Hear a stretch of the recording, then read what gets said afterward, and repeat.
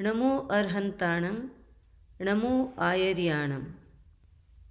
आज हम बात करेंगे हमें कौन देखता है। 10वें कालिक सूत्र की एक गाथा है।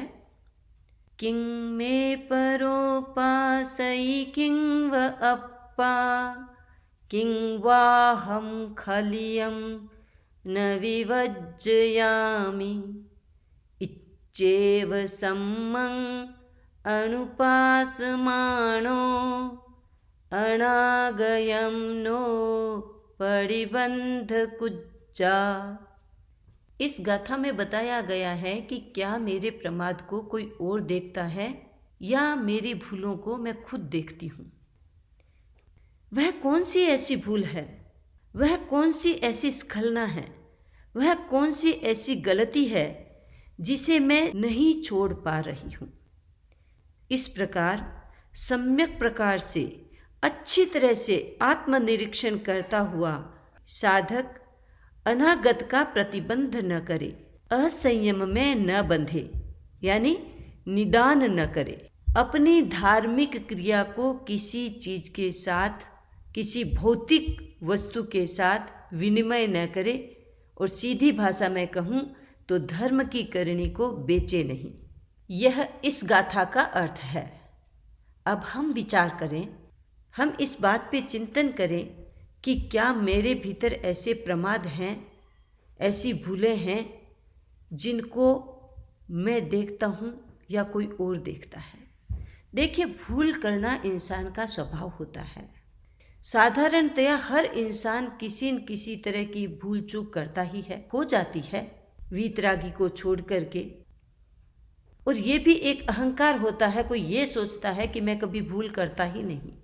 भूल होना स्वाभाविक है, लेकिन प्रश्न ये है कि मेरी भूल को मैं देखती हूँ या मेरी भूल को कोई और देखता है।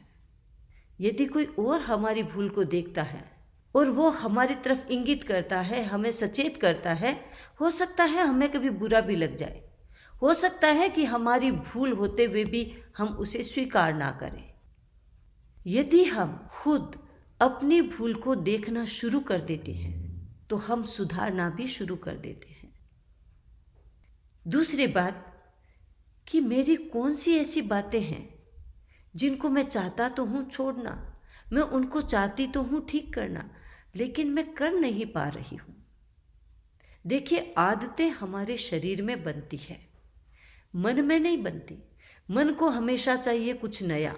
आपने कई बार महसूस किया होगा, कई लोग ऐसे होते हैं जिनको एक तकिए की आदत हो जाती है तो उनको वही तकिया सब जगह चाहिए, उसके बिना नींद भी ना आए। कई लोगों को ऐसे आदत होती है कि जिस कप में चाय पीते हैं वही कप चाहिए, तो जहाँ भी जाएंगे अपने कप को साथ लेके जाएंगे।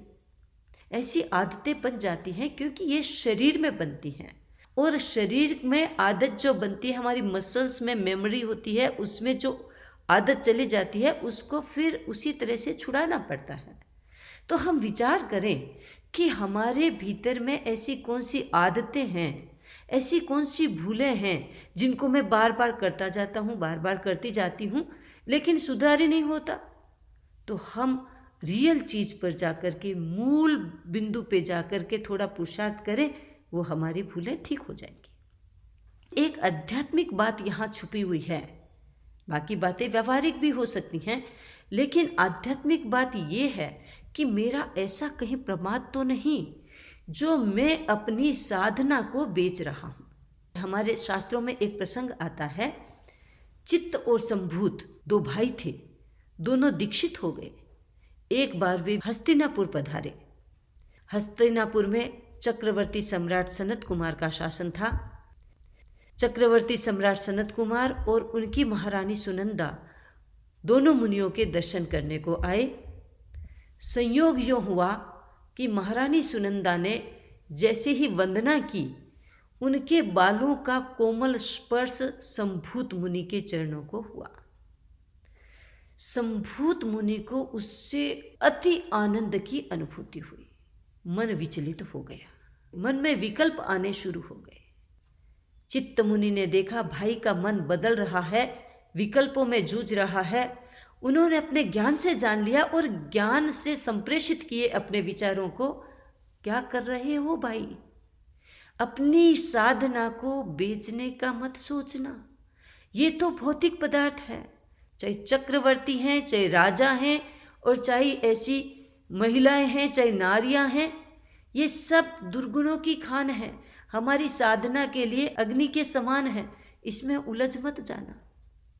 भाई समझा रहा है, लेकिन संभूत मुनि उस स्पर्श में ऐसे निमग्न हुए, ऐसे डूबे उस आनंद में कि उन्होंने निदान कर लिया कि मेरी साधना का, मेरे तप का, मेरे संयम का कोई मुझे फल मिले तो आगे के जन्म में मुझे चक्रवर्ती पना मिले और ऐसी ही महारानी मिले।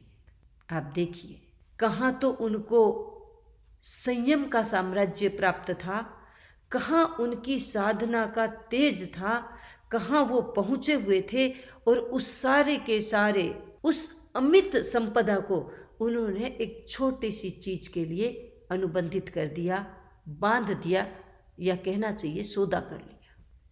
ये गाथा हमें प्रेरणा देती है, हम अपने प्रमादों को देखें, अपनी भूलों को पहचानें, अपनी गलतियों को जानें, समझें और उन्हें सुधारें।